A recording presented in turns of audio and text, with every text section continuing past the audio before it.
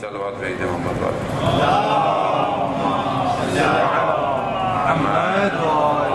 محمد. عزیزان محترم، ایام اللہ ہے، ماہ مبارک ہے. سب سے پہلے خدا کی بارگاہ میں شکر گزار ہیں کہ پروردگار نے ہمیں زندگی میں ایک اور ماہ مبارک عطا کیا، اور یہ برکتوں اور رحمتوں کا مہینہ کہ شاید ہم کیونکہ مادی دور میں اتنے انوالو ہیں، ہمیں اس کی معنویت کا اس طریقے سے احساس نہ ہو کہ جس طرح اہل بیت علیہ السلام اپنی دعاؤں میں اس ماہ مبارک کی تعریف بیان کر رہے ہیں. یوزلی ماہ رمضان جب آتا ہے تو ہم لوگ پوری کوشش کرتے ہیں کہ مسلمان ہو جائیں. اول تو مسلمان ہیں، خدا نخواستہ ہم لوگ کوئی ہندو یا کافر نہیں ہوتے، لیکن کوشش ہوتی ہے کہ ظاہری مسلمان ہو جائیں تاکہ لوگوں کو نظر آئے کہ جی میں نے بھی روزہ رکھا ہوا ہے اور پیاس لگ رہی ہے، زیادہ کام نہیں تھے، گرمی ہے. یہ ساری چیزیں ہم اظہار بھی کرنا شروع کر دیتے ہیں کہ ہم لوگ مسلمان ہیں، ہم لوگ کوئی اور نہیں ہے. لیکن زیادہ بہتر ہے کہ ہم اظہار کے ساتھ ساتھ اظہار کرنا بری بات نہیں ہے. ظاہر تو جب انسان ظاہر میں کچھ نہیں دکھائے گا تو باطن کیسے نظر آئے گا. لیکن اگر یہ ظاہر ہمارے باطن میں نفوذ کر جائے کہ ہم اپنے اندر سے بھی کہیں کہ اس مہینے میں ہمیں اپنے اندر بھی کنٹرول کرنا ہے، تو پھر اس کے اثرات مرتب رہیں گے ماہ رمضان کے بعد بھی. عموماً ہماری ماہ رمضان میں جب آتا ہے تو اس کی آمد اور اس کی اظہار جو ہے وہ ہمارے دسترخوان پہ زیادہ نظر آتا ہے، کیونکہ اسی سے پتہ چلتا ہے. جیسے کل آپ بازار گئے ہوں ایک دو دن پہلے تو لوگوں کی ٹرالیاں پہلے سے زیادہ بھری ہوئی ہوں گی، کیونکہ ہم لوگ ماہ رمضان ویسے تو بھوک اور پیاس کا مہینہ ہے لیکن ہم کھاتے کئی برابر ہے رمضان میں. تو ٹھیک ہے، حلال کھانا ہے، جتنا کھانا چاہے انسان کھائے، لیکن اس سے زیادہ دسترخوان ایک اور ہے جو پروردگار نے بچھایا ہوا ہے. وہ ہے اس مہینے میں دعاؤں کا دسترخوان. اس کو ہم نے کتنا اپنے دسترخوان میں رکھا ہوا ہے. اچھا، زیادہ دسترخوان آج کل تو کیونکہ میڈیا کا دور ہے، واٹس ایپ کا دور ہے، تو ہم آج کل اس پہ زیادہ مسلمان ہیں. ابھی رمضان آیا ہے تو آپ دیکھیں سب نے فوراً، میں پیچھے نہ رہ جاؤں رمضان کریم کہنے سے اور رمضان کی مبارکباد دینے سے، نہ ہر آدمی فارورڈ. اچھا، وہ دعاؤں کی پوری PDF ہے، 25 صفحے کی 30 صفحے کی، پڑھے بغیر PDF فارورڈ ہو رہی ہے صبح سے شام. میرے خیال میں اگر میں خود پڑھ لوں دعا تو میرے خیال میں زیادہ بہتر ہے کہ میں دوسروں کو پڑھانے کے چکر میں لگا ہوا ہوں. اچھی بات ہے، کوئی چیز آپ کو اچھی ملتی ہے تو شیئر کریں، لیکن پہلے اس کو خود تو پڑھ لے آدمی انسان. مسئلہ یہ ہے کہ ہم نے اس مہینے کو بھی مادی رکھا ہوا ہے، میٹر، کیونکہ ہم مادی ہیں، اور جب تک انسان مادے میں انوالو ہے مانوی نہیں ہو سکتا. اور یہ وہ مہینہ ہے آیت اللہ جوادی عاملی کہ آپ کی صلوات ان کی توفیقات میں اضافہ فرمائے.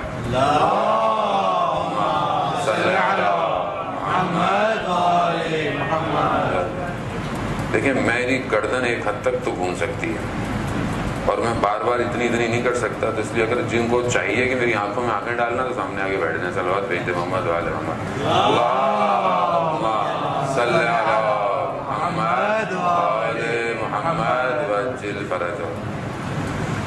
خوب دیکھیں، گھبرائے نہیں کہ لوگ نہیں آئے، مسئلہ نہیں ہے. ہم تو ویسے ہی مشہور ہے ملائکہ کو سنانے کے لیے، ان لوگوں کو تو ویسے بھی نہیں سناتے. تو ویسے ہی ملائکہ ہمارے دوست گھبراتے ہیں، ملائکہ کہاں ہے؟ تو نظر تھوڑی آتے ملائکہ، ہر کسی کو تو ویسے بھی نظر نہیں آتے ملائکہ.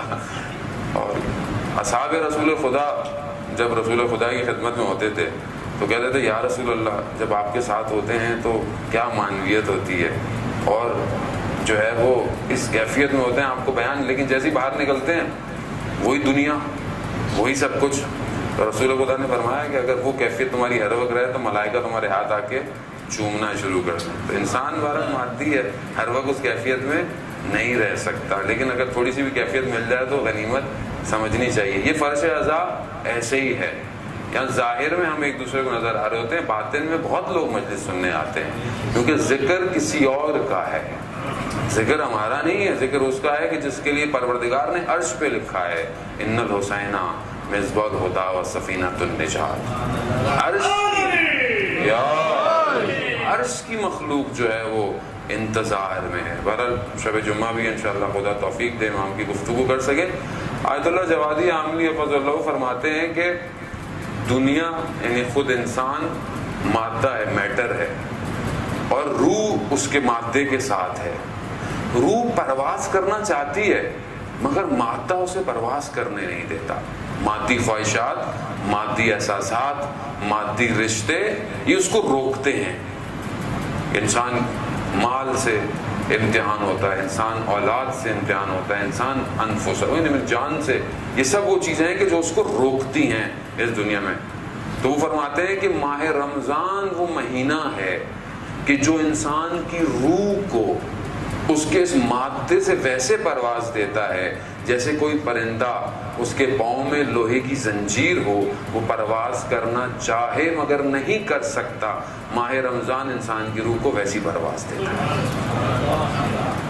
اب یہ ہمارے اپنے اوپر ہے کہ ہم اس مہینے سے مانوی پرواز سے آ رہے ہیں یا مادی پرواز سے آ رہے ہیں. مادی پرواز سے کیا انسان جو ہے وہ ماشاءاللہ لوگوں کے وزن کم ہونے چاہیے، لوگوں کے وزن بڑھ جاتے ہیں ماہ رمضان کے اندر.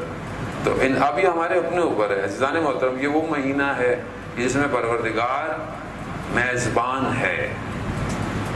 یہ آسان بات نہیں ہے کہ خداوند متعال جو کہ خالق کائنات ہے وہ اپنے مخلوق کی میزبانی کر رہا ہے.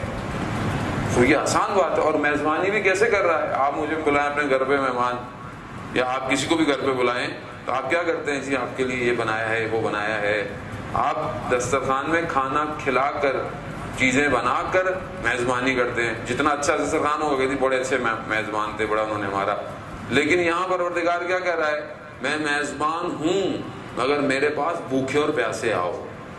یعنی میں بھوک اور پیاس سے تمہاری میزبانی کروں گا. اور اس نے بھوک اور پیاس کے بدلے میں جو ریوارڈ دیے ہیں وہ دنیا کا یا کائنات کے نظام کے اندر کوئی بھی وقت، کیونکہ بات وقت کی ہے، تھوڑا سا غور طلب کیجئے کہ بہت زیادہ گہری فلسفی مجلس نہیں پڑھوں گا میں. زمانے پر رمضان یعنی ٹائم زون ہے. آپ نے جو دعا انشاءاللہ تلاوت کی ہوگی کہ جو امام سجاد علیہ السلام اللہم صلی علی محمد وآل محمد، امام نے جو دعا تعلیم کی ہے، امام جب پڑھ رہے ہیں چاند کو دیکھ کے جو دعا ہے امام کی، امام نے چاند کو مخاطب ہیں، چاند سے کہہ رہے ہیں کہ تم کتنی برکت والے ہو. تمہارے آنے سے جو ٹائم زون آ رہا ہے، جو ٹائم آ رہا ہے وہ اتنا برکت ہے، اس کی رحمتیں اتنی زیادہ ہیں کہ کوئی اور ٹائم اس کو پورا نہیں کر سکتا. آپ الفاظ پہ اہل بیت کی غور کریں. ہم نے تو اہل بیت کو صرف اپنی منت ماننے کے لیے رکھا ہوا ہے، باقی تو ہمارا ان سے کوئی تعلق ہی نہیں. انہوں نے پڑھا کیا، بتایا کیا، زندگی کیا ہے.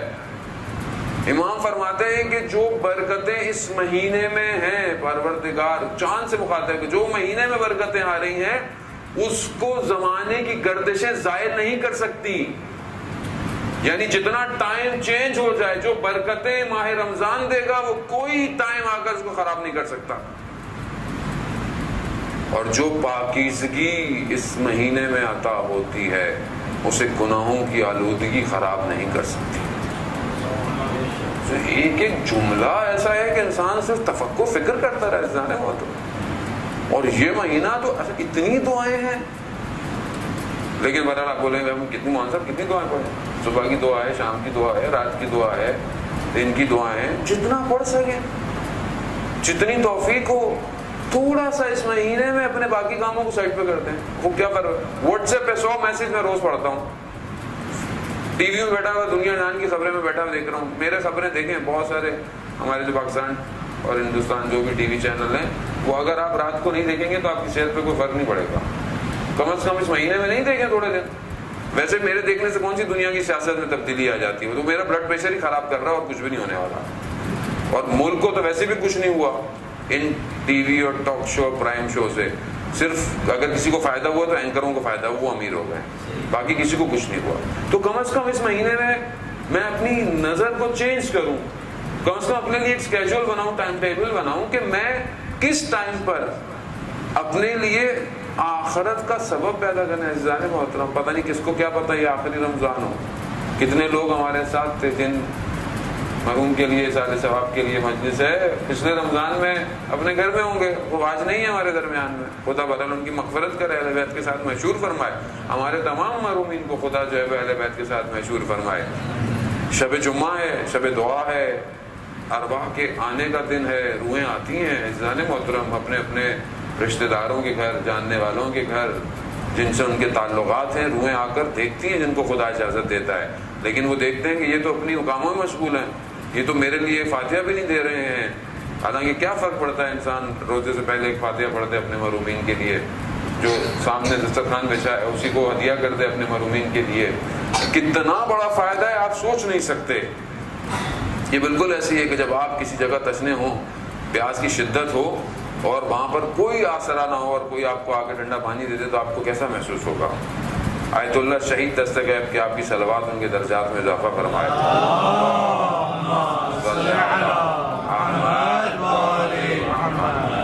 آیت اللہ دستغیب اپنی کتاب میں بیان کرتے ہیں ایک اور عالم دین کا واقعہ، کہتے ہیں ان کے والد خود عالم دین تھے، ان کا انتقال ہو گیا، ان کے خواب میں آئے اور انہوں نے اپنے والد سے پوچھا کہ والد محترم یہ بتائیے، عالم برزخ جو انسان مرتا ہے اور جب تک قیامت نہیں ہے ایک اور عالم کے اندر روح ہے انسان کی، اسے کہتے ہیں عالم برزخ، عالم برزخ میں عذاب کیسا ہے، عذاب کس طرح کا ہے؟ تو انہوں نے کہا کہ میں بیان نہیں کر سکتا یہاں کی، کیونکہ وہاں کا ٹائم الگ ہے، وہاں ٹائم نہیں ہے، وہاں ماس باڈی سٹرکچر نہیں ہے، وہاں کچھ اور ہے، لیکن کہتے ہیں میں تمہیں ایگزامپل کے طور پر سمجھانے کے لیے کہ تم سمجھ سکو کہ عذاب بالکل ایسی جیسے انسان ایک پہاڑ کی وادی کے اندر پھنسا ہوا ہو، جیسے یہاں بھی وادیاں ہیں، پہاڑ ہیں، چاروں طرف پہاڑ ہو، درمیان میں آدمی ہو اور بھیڑیے اس کے پیچھے لگ جائیں، فرار نہ کر سکے۔ عذاب عالم برزخ میں ایسا ہے۔ اور ذہن و ہم کیا سمجھتے ہیں کہ یہ جو ہم چھوٹی چھوٹی سی دنیا میں سمجھتے ہیں تو چھوٹی سی بات ہے، کوئی مسئلہ نہیں، اس کا حق کھا لیا، اس کے یہ پیسے کھا لیے، اس کو دے دی، اس عالم میں بہت سختی ہے۔ شہید دستغیب بھی ایک اور جگہ بیان کرتے ہیں، دو جوان، پرانی بات ہے، زیارت پر جا رہے تھے کربلا، راستے میں حملہ ہو گیا، ایک مر گیا، ہلاک ہو گیا، دوسرے کو واپس آنا پڑ گیا۔ وہ جو ہلاک ہو گیا وہ خواب میں آیا اور اس نے دیکھا کہ وہ بڑے جنت، بڑے ہریالی سے باغ، تو انہوں نے کہا کہ زیارت پہ جا رہے تھے، مقصد نیک تھا تو اس لیے اللہ نے یہ عطا کیا، لیکن دیکھا کہ وہ تھوڑی تھوڑی دیر میں اس کو تکلیف کا اظہار ہے، تکلیف کا اظہار ہے۔ کہہ رہا کیا ہے؟ کہتا ہے روز ایک بچھو آتا ہے جو میرے پاؤں کے انگوٹھے کو کاٹتا ہے۔ کہا یہ کیوں ہے؟ کہا وہ ایک دوست کے گھر میں گیا تھا اور اس کے گھر پھل کاٹنے والی جو چھری ہوتی ہے وہ خوبصورت تھی، وہ میں نے بغیر اجازت کے اپنی جیب میں رکھ دی تھی۔ یہ وہ اس چھوٹی سی چیز دنیا میں کیا اس کی کیا قیمت ہے، وہ چھوٹی سی چیز ہے جو مجھے روز بچھو آ کے کاٹ رہا ہے۔ اس نے کہا کہ جاؤ میرے گھر میں میری زوجہ سے کہو فلانی جگہ پڑی ہے، جا کر وہ میرے دوست کو دو، واپس دو، معافی مانگو اس سے۔ جب تک وہ معاف نہیں کرے گا جب تک یہ بچھو روز آتا رہے گا۔ عزیزان محترم، زندگی ظاہراً بہت آسان نظر آتی ہے لیکن یہ اتنی آسان نہیں ہے۔ ہم بڑے زبان سے کسی کو، اپنی زبان سے کسی کا دل دکھا دیتے ہیں، زبان سے کسی کو تکلیف دے دیتے ہیں، سوچوں سے کسی کو تکلیف دے رہے ہیں۔ ہم ذہنی طور پر بھی بعض اوقات لوگوں کے لیے نیگیٹو ہیں، ہر وقت جس کو دور سے دیکھا نیگیٹو، وہ یہ اثرات مرتب ہوتے ہیں۔ ایسی بات نہیں ہے جو آپ سوچ رہے ہیں وہ آپ بیان نہیں کر رہے، مگر آپ کا وجود اس چیزوں کو، وائبس کو کریٹ کر رہا ہے جس کی طرف کشیدگی پیدا ہو جاتی ہے، نفرتیں پیدا ہو جاتی ہیں، حسد پیدا ہو جاتا ہے معاشرے، خود اپنی صحت کا، روح کے اوپر بہت بڑا نقصان ہے نیگیٹو تھاٹس کا۔ تو انہوں نے پوچھا کہ یہ عذاب اس طرح کا ہے۔ پھر انہوں نے کہا کہ جو ہم فاتحہ پڑھتے ہیں، درود بھیجتے ہیں، نظر و نیاز دیتے ہیں مرحوم کے لیے، جیسے یہ اصالہ ثواب کی مجلس ہے مرحومین کے لیے، یہ اس عالم میں کیسے، اس کو کیا فائدہ ہوتا ہے؟ تو انہوں نے پھر مثال سے سمجھایا کہ جیسے آپ کسی گرم جگہ پر ہوں جہاں پر شدید دھواں ہو، جیسے جکوزی اور سوانا میں جاتے ہیں نا، اب اتنا زیادہ دھواں اور گرم ہوتا ہے کہ آپ جاتے ہیں کہ تھوڑی سی سانس لینے کے لیے میں باہر نکلے آدمی، تو کہتے ہیں بالکل ایسی جگہ ہو اور کوئی کھڑکی کھول دے اور وہاں سے تازہ ہوا کا جھونکا آئے، کہا تمہارا ایصال ثواب پہنچانا مرحوم کے لیے اس عالم میں بالکل ایسا ہے. ایک صلوات پڑھ دے اپنے مرحومین کے لیے.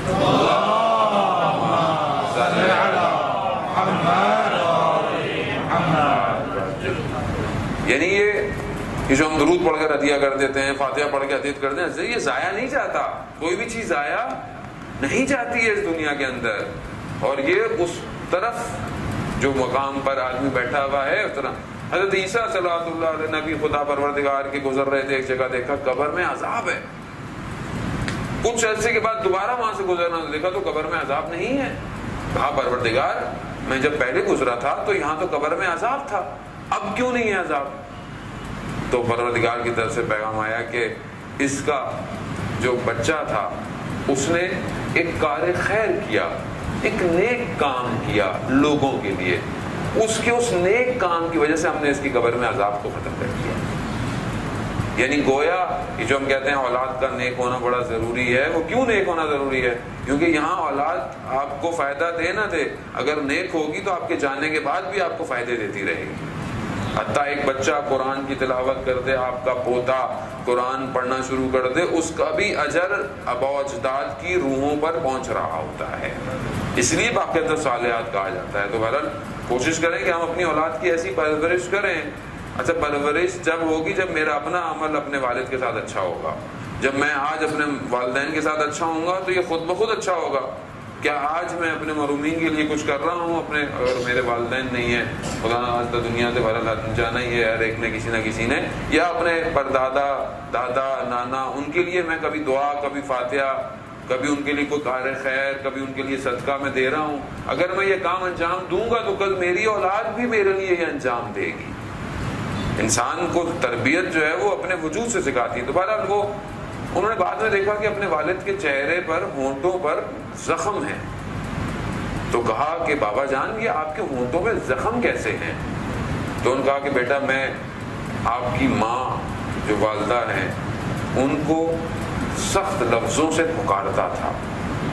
وہ جو سخت لفظ ان کو برے لگتے تھے، الفاظ انسان اپنی زندگی میں استعمال کرتا ہے، وہ ان کو برے لگتے تھے لیکن وہ کہتی کچھ نہیں تھی. اس وجہ سے اس عالم میں میرے ہونٹوں میں زخم ہے. جا کر میری طرف سے اپنی والدہ سے معافی مانگو کہ مجھے معاف کر دیں، ورنہ قیامت تک میں ان زخموں کے ساتھ رہوں گا.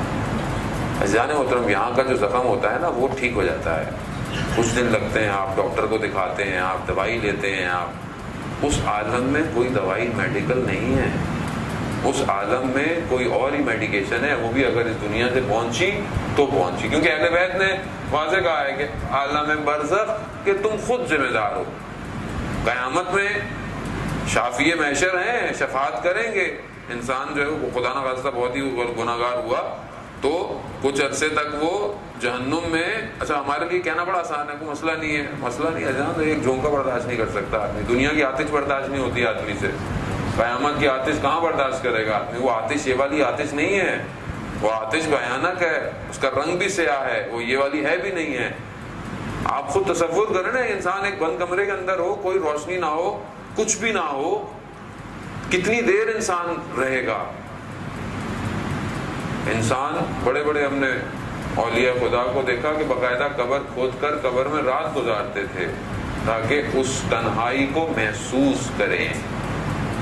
یہاں پہ تو سب کچھ آپ کو مل رہا ہے، نظر آ رہا ہے. مولا متقیان حضرت علی ابن ابی طالب علیہ الصلوۃ والسلام،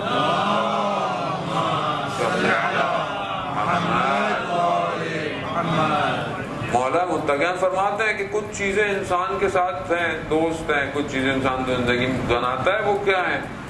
کچھ چیزیں جو دوستی نبھاتی ہے وہ کہاں تک ہوتی ہے؟ کہ جب تک آپ زندہ ہو وہ چیز آپ کے ساتھ تب تک ہے. کہا دنیا، مال، یہ سب کچھ یہ جب تک آپ ہیں آپ کے ساتھ ہے، آپ چلے گئے ختم.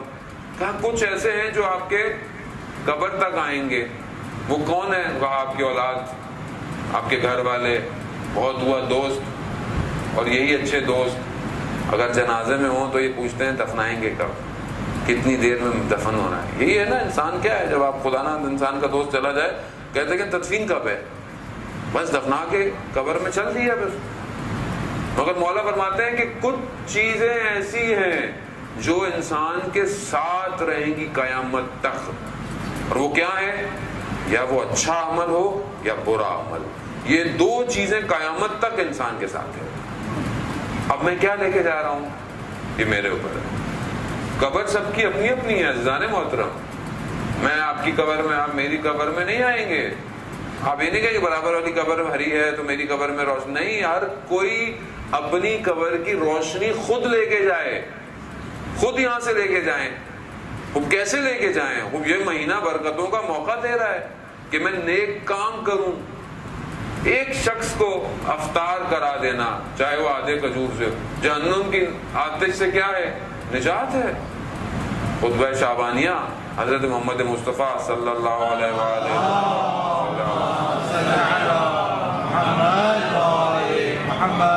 تو انشاءاللہ ایام میں توفیق ہوگی بہرحال کے خطبے سے کچھ حصے آپ کی خدمت میں پیش کریں۔ ماہ رمضان کی جو برکتیں ہیں رسول خدا بیان کر رہے ہیں وہ کتنی بڑی ہیں کہ انسان کی سانسیں تسبیح ہے، سانس لے رہا ہے روزے کی حالت میں، یعنی گویا سبحان اللہ کر رہا ہے۔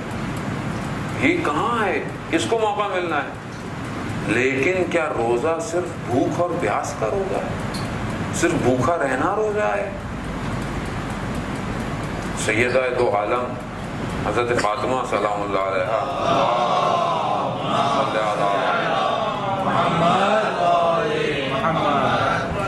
اگر یہ اہل بیت نہ ہوتے زانے میں تو ہمیں کچھ بھی نہیں پتہ چلنا تھا، کیونکہ اس دین کی تشریح انہوں نے کی ہے، اس دین کو بیان انہوں نے کیا ہے اپنے الفاظ سے، اپنے کردار سے، اپنے عمل سے۔ ان کی سیرت اس لیے تو ہے کہ پڑھنی چاہیے، اس لیے مجلس ہوتی ہیں بار بار کہ ان کی سیرتوں کا جو ہے وہ آنے والی نسلوں تک پہنچانا۔ بیوی کیا فرماتی ہیں؟ بیوی کہتی ہے کہ روزہ صرف انسان کے بھوک اور پیاس کا نہیں ہے، روزہ پورے اعضاء و جوارے کا روزہ ہے، یعنی گویا ہاتھ کا بھی روزہ ہے کہ ہاتھ سے کوئی ایسا کام نہ ہو کہ جس سے خدا نے منع کیا ہے، زبان سے کوئی ایسی بات نہ ہو، چاہے وہ جھوٹ ہو، چاہے وہ تہمت ہو، چاہے وہ انسان غیبت، کوئی بھی نہیں ہے۔ لیکن ہم معاشرے میں اتنے عادی ہو گئے ہیں برائی کرنے کے، ایک دوسرے پر بات کرنے کے، کہ ہمیں پتہ ہی نہیں چلتا کہ ہم روزے کی حالت میں ہیں کہ نہیں ہیں۔ ہمارے لیے عادی ہے غیبت کرنا، خدا نہ خواستہ آج کل تو گناہ عادی ہو گیا نا، نارمل ہو گیا۔ آج کل معاشرے میں برائی نارمل ہو گئی ہے، بے حجابی نارمل ہو گئی ہے، ہر چیز جو ہے وہ لبرلائزیشن اور ماڈرنائزیشن کے چکر میں ہم کہتے ہیں وہ وہاں صاحب چلتا ہے اتنا تو خیر ہے، یہ چلتا یہاں چلتا ہے وہاں نہیں چلے گا، وہاں سب بند ہو جائے گا۔ یہاں جو ہم کہہ رہے ہیں چلتا ہے، جہاں سے انسان ذرا سا اسکور کارڈ سامنے آیا سب پتہ چل جائے گا، اور بولنا چاہے گا اپنے بستر مرگ پہ اپنے اطراف میں کھڑے والوں کو کہ دیکھو یہ مت کرنا جو میں نے کیا، مگر بول نہیں پائے گا۔ تو ہم تھوڑا سا ریوائیو کریں اپنے آپ کو، تھوڑا سا تبدیل ہوں، اس مہینے میں تھوڑی سی تبدیلی لے کر آئیں۔ وہ بہت بڑی تبدیلی نہیں چاہیے عزیزان محترم، وہ کوئی ایک چیز اچھی کر لیں، اس مہینے میں ٹارگٹ رکھیں۔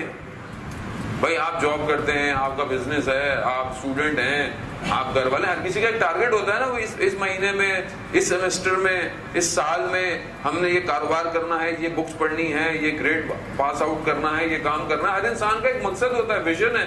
بغیر مقصد کے تو پروردگار کہتا ہے میں نے پتے کو بھی خلق نہیں کیا۔ تو یہ کیسی مخلوق ہے کہ جو کہتی ہے کہ میرا کوئی مقصد نہ ہو؟ مقصد ہونا چاہیے انسان کا زندگی کے اندر۔ پروردگار قرآن میں ارشاد فرمایا وما خلقت الجن والانس الا لیعبدون، کہ میں نے انسان کو خلق ہی نہیں کیا مگر سوائے عبادت کے، جن اور انس کو مگر سوائے عبادت کے۔ وہ عبادت صرف کیا مصلی ہے؟ عبادت صرف کوئی آپ بنے حج کر کر آ گئے عبادت ہے؟ نہیں، انسان کا طرز زندگی بندگی ہونا چاہیے۔ ہمارے ایک استاد کہتے ہیں کہ جیسے اسٹرابری بہت نازک سا پھل ہے، یا انگور کتنا سافٹ سا ہے، کہتے ہیں اگر یہ اپنی وہ باریک ٹہنی کے ساتھ، اپنے گچھے کے ساتھ، اپنے بیل یا درخت کے ساتھ جڑا ہوا ہے تو اسی کو ٹکرانے والی ہوا تراوت بخشتی ہے، پانی اس کو نشاط دیتا ہے، مٹی اور سورج اس کو مل کے اس کی رشد اور تکامل کا باعث بنتا ہے۔ یعنی یہی جو عوامل ہیں اس کو کمال دے رہے ہیں۔ لیکن جیسے ہی یہ انگور ٹوٹ کر گر جائے تو یہی دھوپ اس کو گلا دے گی، یہی پانی اس میں بو پیدا کر دے گا، یہی ہوا اس کی پوست کو خراب کر دے گی۔ تو کہا انسان بالکل ایسا ہی ہے، جب تک بندگی میں ہے تو یہی دولت، یہی زندگی، یہی صحت، یہی اولاد، یہی سب کچھ اس کو کمال پہ لے جائے گی، لیکن جہاں بندگی سے ٹوٹا یہی دولت، یہی اولاد، یہی جان اس کو تباہی کی طرف لے جائے گی۔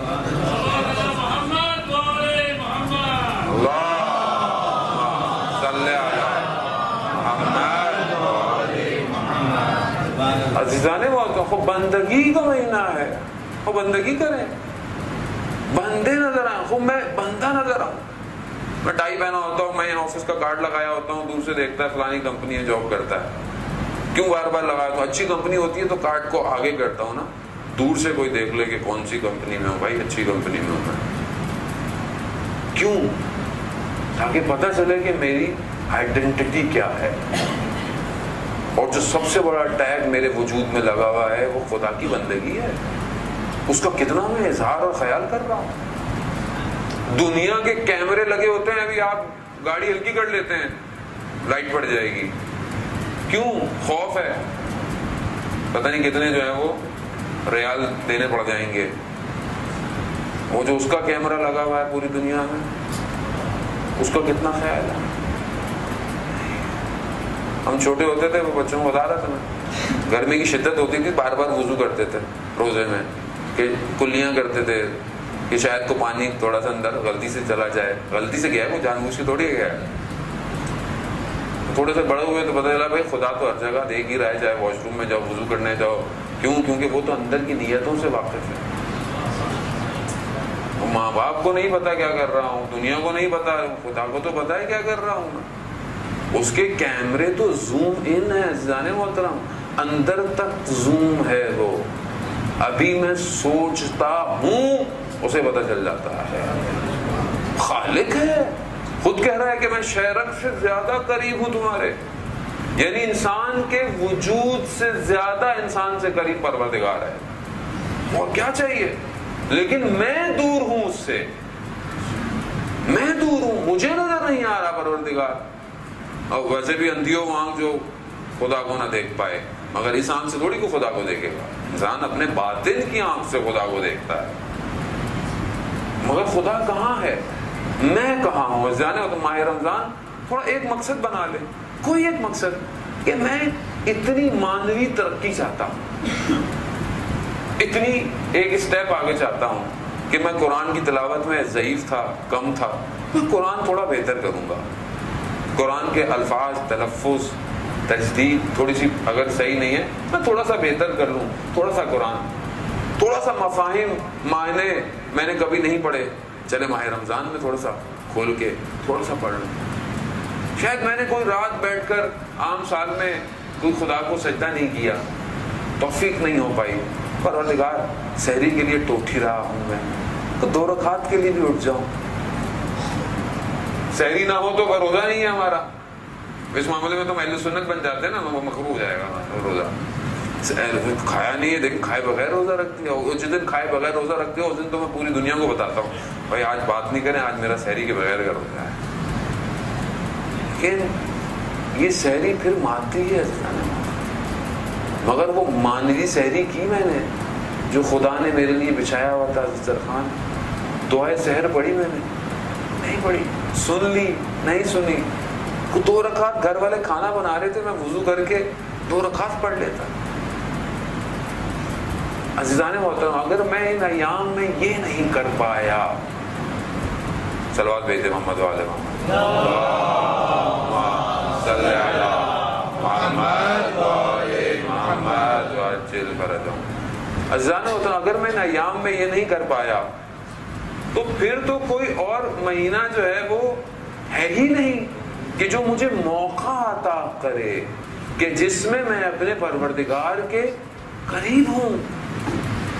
یہ سارا مہینہ اللہ کے لیے ہے، اہل بیت کی دعائیں جو تعلیمات ہیں یہ سب کس لیے ہیں؟ خدا کو پہچانو۔ اگر اس مہینے میں خدا کو نہیں پہچان پایا تو پھر آپ کیا سمجھتے ہیں کب پہچانوں گا میں خدا کو؟ کب میں خدا کے قریب جاؤں گا؟ کہاں جاؤں گا میں؟ جب خدا ہمارے ایک ایک آدھی کھجور پہ، سانس لینے پر سونے پر، یعنی اتنا اس نے ہمارے لیے ریلیکسیشن دیا ہوا ہے کہ کسی بہانے تو آؤ، کسی طریقے سے تو میرے پاس آؤ۔ حدیث قدسی میں وارد ہوتا ہے کہ پروردگار ارشاد فرماتا ہے کہ جب کوئی میری طرف پلٹتا ہے، میری طرف آتا ہے، بالکل میں اس کی طرف جب اس کو متوجہ ہوتا ہوں، اس کے لیے بالکل ویسے ہی ہے۔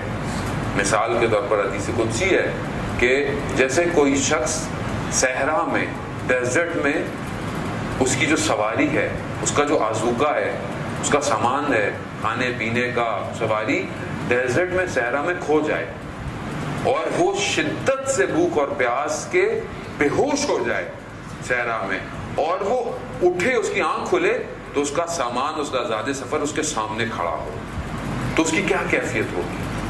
پروردگار کہتا ہے جب کوئی بندہ میری طرف پلٹتا ہے تو بالکل ایسا ہی ہے میرے لیے، لیکن پلٹے تو صحیح، وہ تو بہانہ ڈھونڈتا ہے، رستے کا پتھر ہٹا دو، فلانی نیکی کر دو، یہ کر لو، وہ کر لو، صدقہ دے دو، خیرات دے دو، روزہ کھلوا دو، یہ کر لو، بہانے ہیں سب، آپشنز ہیں کہ چلو کچھ تو کرو۔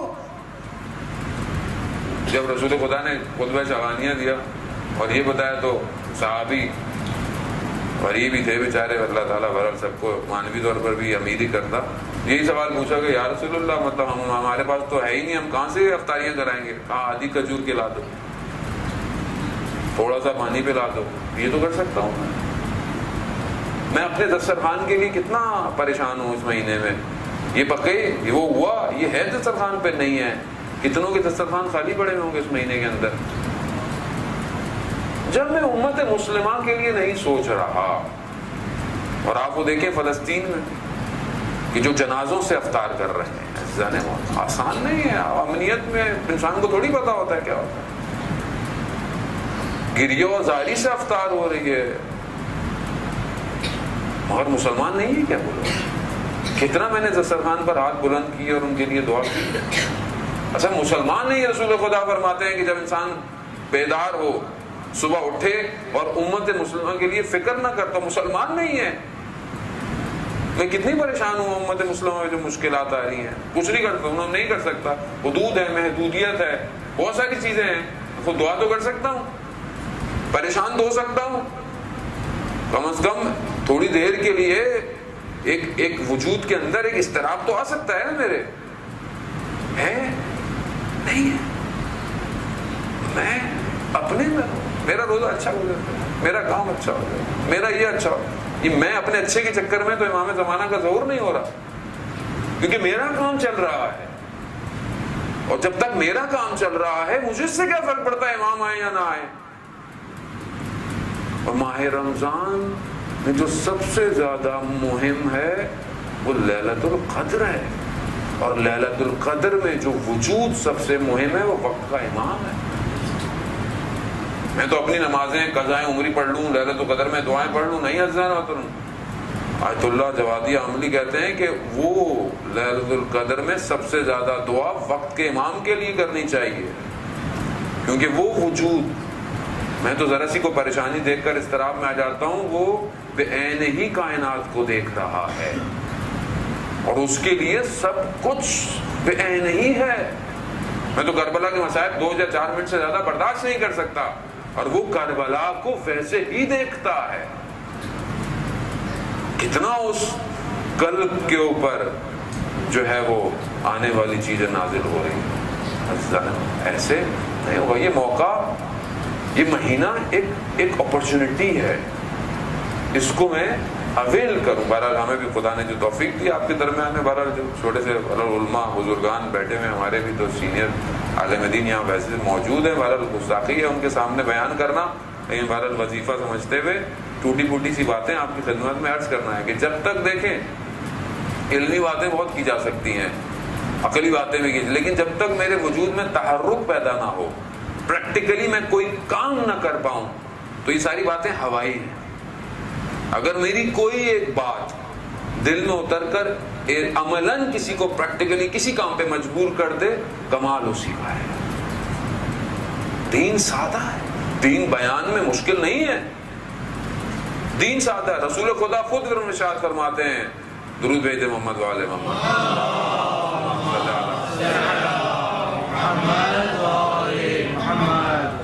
عقول کو دیکھ کر صحبت کرو، یعنی عقلوں کو دیکھ کر بات کرو، لوگوں کی ضرورت کو دیکھ کر بات کریں. ضرورت کس چیز کی ہے؟ ہم عام مسائل میں گرفتار ہیں جانے وہ ہمارے بیسکس حل نہیں ہوئے ابھی تک، اور ہم اپنی مجلسوں میں اتنی بڑی بڑی باتیں ہماری ہو رہی ہوتی ہیں کہ جس کا ہماری زندگی تعلق ہی نہیں ہے، کیونکہ اصل میں ہمیں گفتگو کی لذت ہے، ہم باتیں کرنے کا ہمیں شوق ہے. عملی طور پر ہم لوگ پیچھے ہیں. میں اپنی بات کروں گا، خاص آپ کی بات نہیں کر رہا. ہمارے بیسک مسائل حل نہیں ہے ابھی تک، ہمارے گھر ابھی تک اسلامی نہیں ہو پائے ہیں. ہم اپنے بچوں کی تربیت اس طرح نہیں کر رہے ہیں جیسے اپنے وقت کے امام کے لیے کرنی چاہیے ہمیں. ہمارے گھر میں سنت رسول خدا کہاں ہے؟ کہاں ہے رسول خدا کی سنتیں؟ اول تو میں نے خود نہیں پڑھی آج تک، تو میں بچوں کو کیا بتاؤں گا. سنت کہاں ہے ہمارے؟ ہم نے سنت کسی اور کو دے دی ہے، وہ آپ کا کام ہے سنت. ہمارے ہاں تو مذہب امام علی سے شروع ہوتا ہے، باقی اللہ اور رسول کسی اور کو دے دی ہم نے. فقدان ہمارے یہاں یہی ہے. مولا کائنات کو مولا بنانے والا رسول ہے، وہ رسول کہاں ہے میری زندگی میں؟ رسول نہیں ہے. رسول خدا کھانا کیسے کھاتے تھے؟ رسول خدا اٹھتے کیسے تھے؟ سونے کے آداب کیسے تھے؟ کہاں ہے؟ میں اپنے بچوں میں رسول کی محبت بیدار کر رہا ہوں کہ نہیں کر رہا؟ کبھی میں نے اٹھتے بیٹھتے وقت بچے کو یہ کہا کہ بیٹا رسول خدا یوں کرتے تھے، آپ یوں کیجیے؟ اور پھر میں کہتا ہوں شافی محشر، حوض کوثر، باتیں کرا لیں ہماری قوم سے. تو آپ بات کرا لیں. ان مسائل پر ہم لوگ الجھے ہوئے ہیں کہ ایسے مسائل نہیں ہیں. آپس میں ایک ماتمی ہے، ایک نمازی ہے. ایک تو یہ اس چیز نے ہم لوگوں کو تباہ برباد کر دیا ہے، جبکہ ساری نمازیں حسین کی وجہ سے باقی ہیں، اور عزاداری خود اس نماز کی حفاظت ہے کہ جو امام حسین نے کربلا میں برپا کی تھی. لیکن ہم سمجھ ہی نہیں پا رہے آج تک. ہمیں عملی طور پر پریکٹیکلی ہم علمی جو گراف ہے ہماری قوم کا وہ نیچے جا رہا ہے. کیوں؟ کیونکہ جو سب سے بڑی درسگاہ تھی ہمارے پاس، سب سے بڑا جو ہمارے پاس ایک اپرچونٹی تھی کہ یہاں سے ڈرائیو کیا جاتا قوم کو، کالا امام صادق علیہ السلام، کالا امام باقر علیہ السلام، اس نے کیا کیا؟ اس نے آ کر ایک دوسرے کی برائیاں، تنقیدیں یہ کر کر کر سامنے سامعین کے، حاضرین کے وقتوں کو ضائع کیا. دوسری قوموں کو دیکھیں آپ، ترقی کر رہی ہیں. تو دیکھیں پریکٹیکل دنیا، خدا قرآن میں جو محنت کرے گا، کوئی بھی محنت کرے خدا اس کو اس کا اجر دیتا ہے، چاہے وہ دنیا میں جیسا بھی ہو. محنت کر رہا ہے خدا اس کو دے رہا ہے. وہ ویسٹ اگر کسی طریقے سے محنت کر رہی ہے ظاہری طور پر سڑکوں کے لیے، روڈ کے لیے، اچھے کے لیے، گاڑی کے لیے، ٹیکنالوجی کے لیے، اللہ ان کو دے رہا ہے. وہ آپ بھی محنت کریں، آپ کو بھی دے گا. لیکن ہماری جو گفتگویں ہیں، ہمارے جو سمجھ لیں جو پورے حدود بن گئے ہیں، وہ کیا ہے؟ ہم اپنے بچوں کو یہ تربیت دے رہے ہیں کہ یہ کل کو وقت کے امام کے لیے IT اسپیشلسٹ بنے، اکنامیکل اسپیشلسٹ بنے، سوشل اسپیشلسٹ بنے. کیا ہم اپنے آنے والی نسلوں کو سکھا رہے ہیں کہ how to build a city, شہر کیسے بنائے جائیں گے، شہر کی مینجمنٹیں کیسی ہوں گی؟ مگر امام زمانہ کہاں حکومت کریں گے؟ کہانیاں ہیں یا کتابیں ہیں جو وقت کے امام کی باتیں ہیں؟ نہ ہم وقت کے امام کے لیے تیار ہیں کہ ہم ان کے لیے کوئی پلیٹ فارم بنائیں، اور بغیر دعائیں آپ ہم سب سے کروا رہے ہیں امام کے لیے.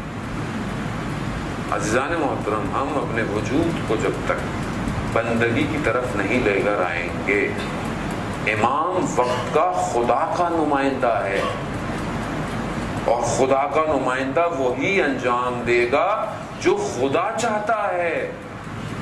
اور جب تک میں وہ نہیں چاہوں گا جو خدا چاہتا ہے، میں کیسے وقت کے امام تک پہنچوں گا؟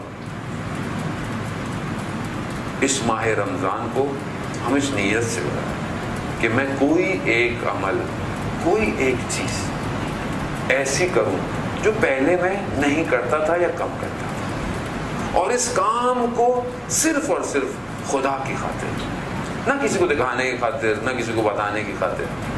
کیوں؟ کیونکہ جب تک میں خدا کی طرف نہیں بڑھوں گا، وہ وقت کا امام میری طرف نگاہوں کو خاص نہیں کرے گا. میں کچھ کروں تو صحیح، تاکہ وہ ایک نگاہ کرم مجھ پر پڑے، وہ مجھے دیکھے۔ عزیزان محترم، اگر میں صرف بیٹھوں اور اپنے طرف سے بس ایک دعا پڑھوں نماز کے بعد، مسجد کے بعد پڑھ کے باہر نکلوں تو وہی میری زندگی ہو، تو پھر میں امام کا ماننے والا نہیں ہوں۔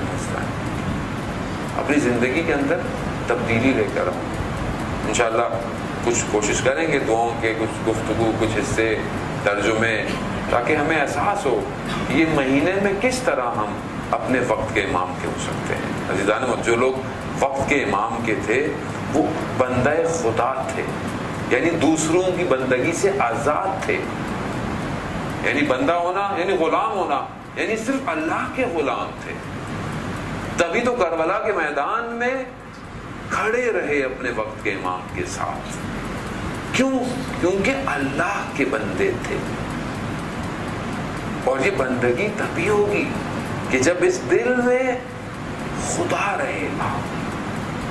آیت اللہ قاضی طباطبائی رضوان اللہ تعالیٰ علیہ کہ آپ کی صلوات ان کے درجات میں اضافہ فرمائے۔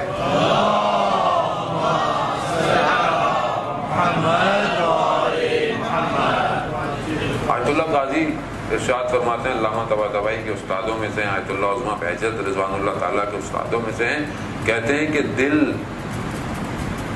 یہ صرف خدا کا ہے، اسے کسی اور کو کرائے پر مت دینا۔ یعنی اگر آپ نے اس کو کسی اور کو دے دیا تو یہ پھر خدا کے لیے نہیں ہے۔ اور یہ ساری چیزیں میں اپنی ذات سے شروع کروں۔ میرا دوسروں کے لیے انگلی اٹھانا بڑا آسان ہے، وہ یہ کر رہا ہے، وہ یہ کر رہا ہے، وہ یہ کر رہا ہے، میں کیا کر رہا ہوں؟